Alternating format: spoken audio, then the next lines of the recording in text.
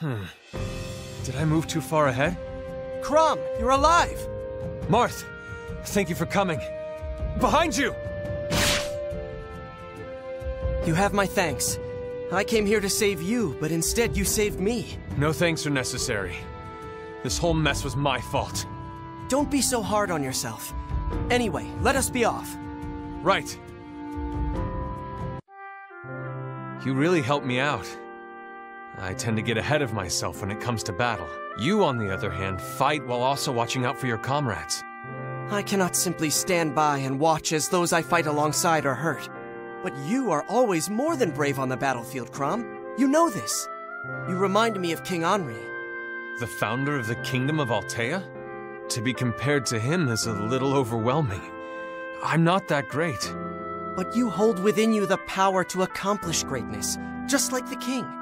Of the two of us, I think you're far more deserving of the name Hero King. Do you truly believe so? I do. When I return home, I'll tell stories of my battles alongside the great Marth. But I get so focused on helping everyone that I lose sight of my own safety.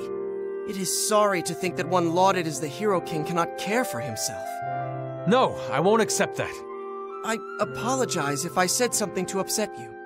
I'm the one who should apologize. It's impossible not to expect great things from a legendary hero. And when we look at you, we can't help but feel that you truly deserve the title. So please, don't be so hard on yourself. Thank you, Crom. You are the first one to explain it that way. In any case, I must improve myself before I am worthy of the title of Hero King. Marth. But I will no longer make apologies for being less than perfect. And someday, I will be as worthy of the title as you say. This I swear to you. And I swear to become as brave and kind a soul as you. As long as we share this bond that spans time itself, I'm sure I can do it. For the sake of both our futures, let us join our power and take the next battle. Our swords together shall carve a path for us both! Minerva, I wanted to thank you for saving me out on the battlefield. No need to thank me, Olivia. Helping allies in battle is a matter of course. And to be honest, it was nice to have a front row seat for your dance. Huh? You were watching me dance? Yes. Dance is a new experience for me. That is, I don't know much about dancing myself. Oh, really? I would have thought that, as a princess, you'd have had lessons at some point. I was born in a military nation. Performing arts were considered beneath us royals. From birth, all my brother and I cared about was our martial training. I've traveled to kingdoms like that before, so I have some idea what you mean. Frankly, I grew up thinking dancing was mere folly, so I avoided it at all costs. But my perspective has shifted. Your dancing changed my mind. My dancing? Yes. There's such energy and courage flowing through your movements. I didn't know that a dance could be so powerful, so overwhelming.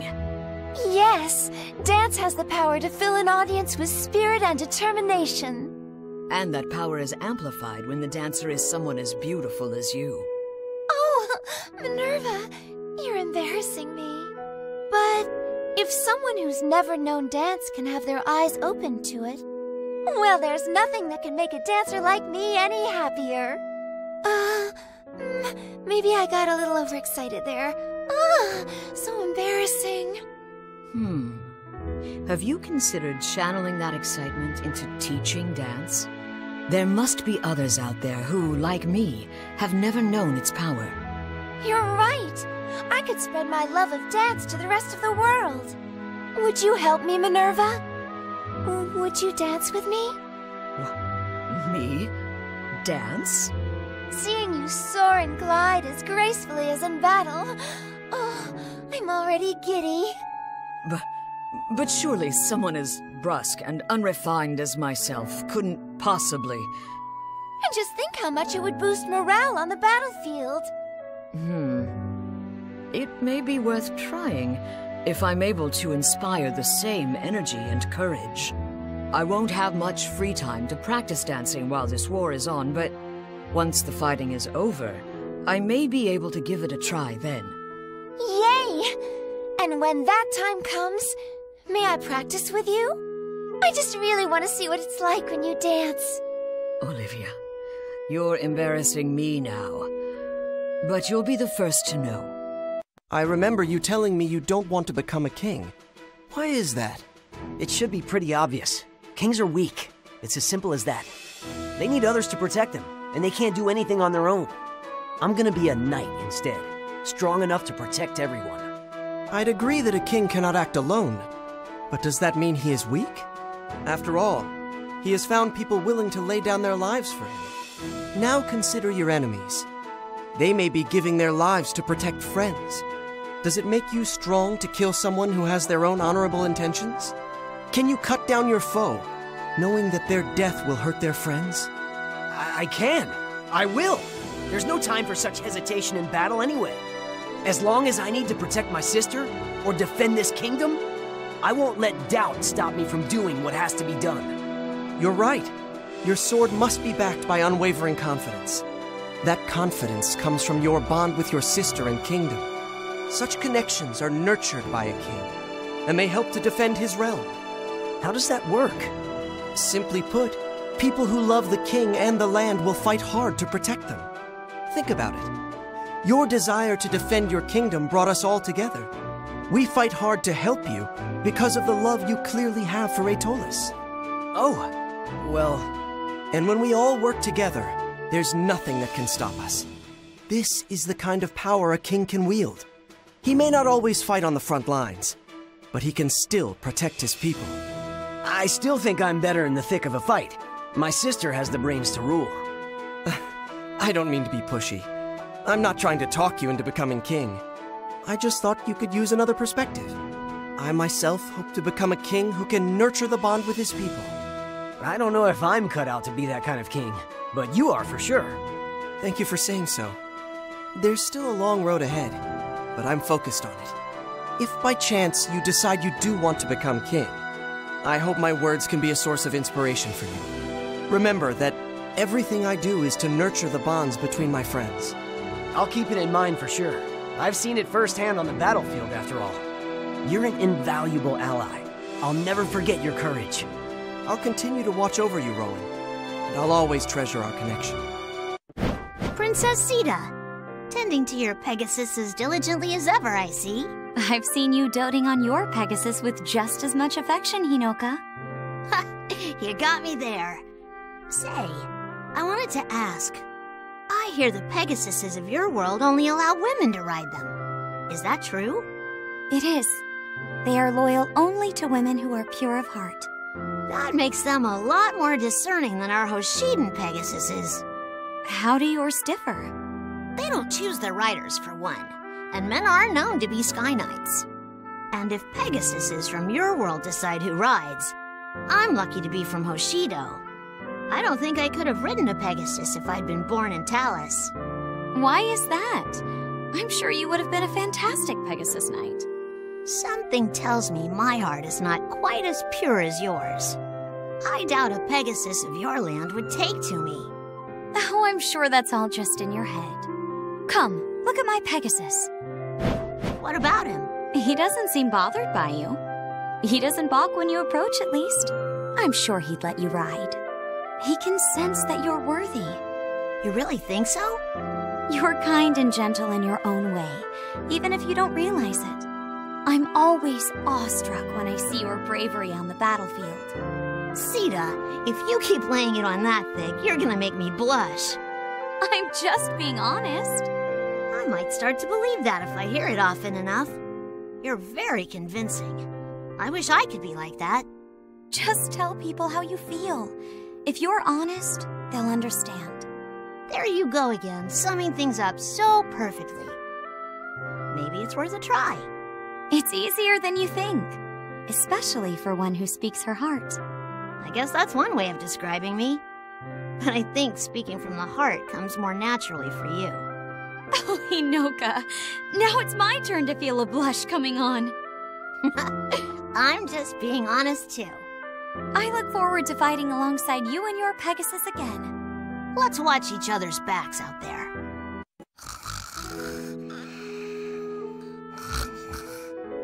Tiki doing napping without a blanket? She'll catch a cold. She looks so innocent when she sleeps, just like a normal little girl.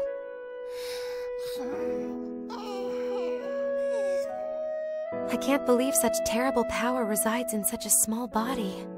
Are you scared of me, Celica? Tiki, you're awake!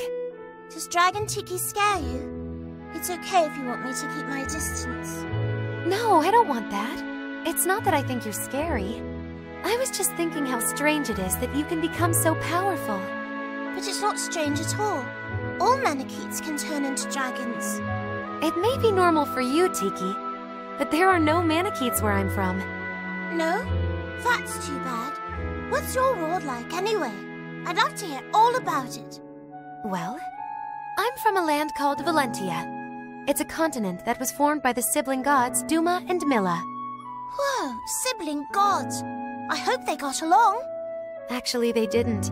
They fought often. Duma thought power was everything, but Milla just wanted to live with nature. Ultimately, they couldn't reconcile, so they split Valentia in half. So 2 countries came to be. The Regalian Empire, protected by Duma, and the Kingdom of Zofia, protected by Milla. That was my kingdom. The people of Zofia deemed Milla the Earth Mother. Oh, that sounds sweet. But why? Because she protects the land like a mother. She's actually a bit like you. That doesn't sound like me. What do you mean? Well, on the one hand, she's sweet and gentle. She blesses the land and people. But she also possesses tremendous power, just like you. I don't know, Celica. I think you're more like Milla than I am. What makes you say that? You're kind and strong, like a mother. It's what I like most about you. I'd love to see your home kingdom someday. Well then, by all means. You have an open invitation to Valentia. I'll show you all the sights, and we'll go to the Temple of Milla. Yay! I love sightseeing. And I love talking about Zofia, so I can't wait to show you around. Navarre, today's the day I get a straight answer out of you. I've made myself clear. Don't disturb me during training. Sure, but you're always either training or wandering off. There's no in between. Anyway, you're a plains boy, right? I couldn't say. I forgot. I could swear there's a strange wind to your soul. It marks you as different. You're deluded. That's what you say every time. We fought so many battles together, you'd think you could open up a little. I do have some feelings to share. On how you use your blade. Like me, you've honed your skill in order to become undefeatable. Yes or no? No, not at all. At least, I don't think so. Whatever skill I've learned is in the service of my grandfather and my friends. Another delusion. Your blade is soaked in death. Yet you paper over that fact with fine words about your intentions. It's a farce. Well then, if we're laying it all out, you're just as guilty of hiding your motives. Oh? There's more than one reason you swing that sword. And sometimes the reasons you find are stronger than the reasons you start with. Maybe to begin with, you were just out to prove you're a tough guy. But things have changed. You're making a difference every time you swing. You can thank Marth and Sita for that. Ever since you threw in with them, your blade has meant something new. A mere side effect of the death ideal. Say what you like, but I notice you're not denying that what you do helps people. Which means you do put your skills to a use other than plain killing. Lynn, you are trying to read something where there is nothing. Stop. Am I wrong, though? Anyone who sees you fight would agree with me. If it's a matter of intentions, why don't we let our blades speak for us? Huh. That's not the answer I was expecting from you. Are you afraid? Don't flatter yourself. I'm game. There's no dodging questions in a test of skill. If it's the only way to get my answer, sure. I'll go sword to sword with you. Then let us close our mouths and unsheath our blades. Is someone out here? Oh, Princess Azura. What has you up this late? You're as white as a sheet. Did something happen? No, I'm fine. Just lost in thought is all. I'll return to my tent soon. I'm actually having trouble sleeping myself. Would you mind if I sat with you? Perhaps you'd like to tell me what's keeping you up. Well, I'm afraid you may find it a bit gloomy, but all right. I was thinking about Nor, the kingdom of my birth. The nighttime reminds me of it. You see, the whole kingdom is cloaked in perpetual darkness, just like this. You're a princess of Nor, but you were raised in Hoshido. Is that correct? It is. My father is the king of Nor, yet his retainers tormented my mother and me. Thinking of that place brings up more bad memories than good, and I get so... Well, let's not talk of such dark things. I'd hate for you to see me upset. I came out here because I was worried, but I fear I'm just making things worse. So how about instead I tell you of my homeland, Altea? It's an island nation in West Arcanea, blessed with abundant greenery. But on a night much like this, I lost my country and my sister to our enemy. So when I return home, the fight to reclaim my homeland will continue. You aren't very good at lightening the mood, Prince Marth.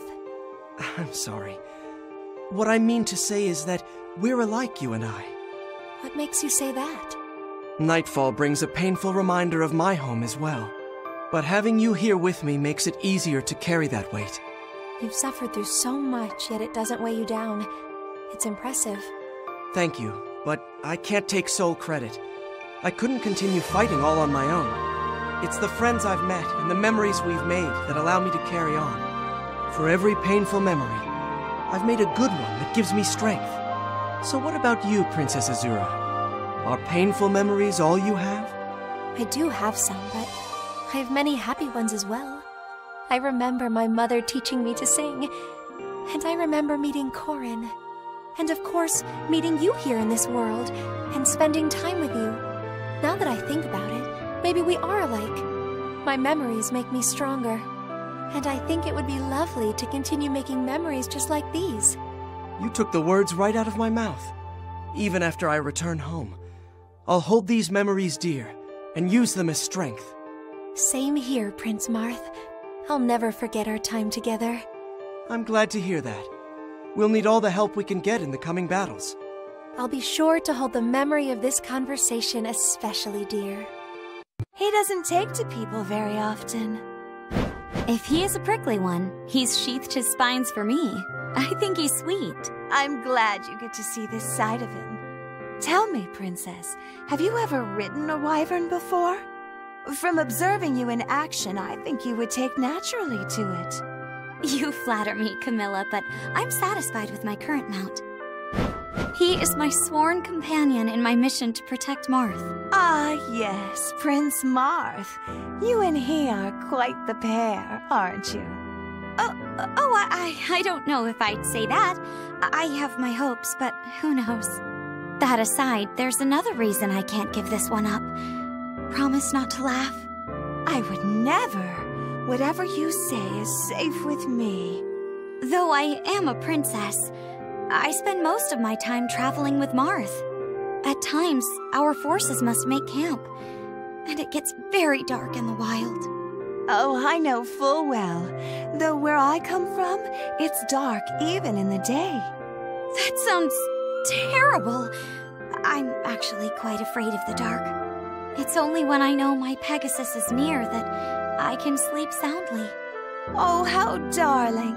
He sounds like a beloved family member. I myself sleep better at night when one of my siblings is sleeping nearby. Yes, you do seem very close to them. Say, do you think I might sit behind you the next time you go for a ride?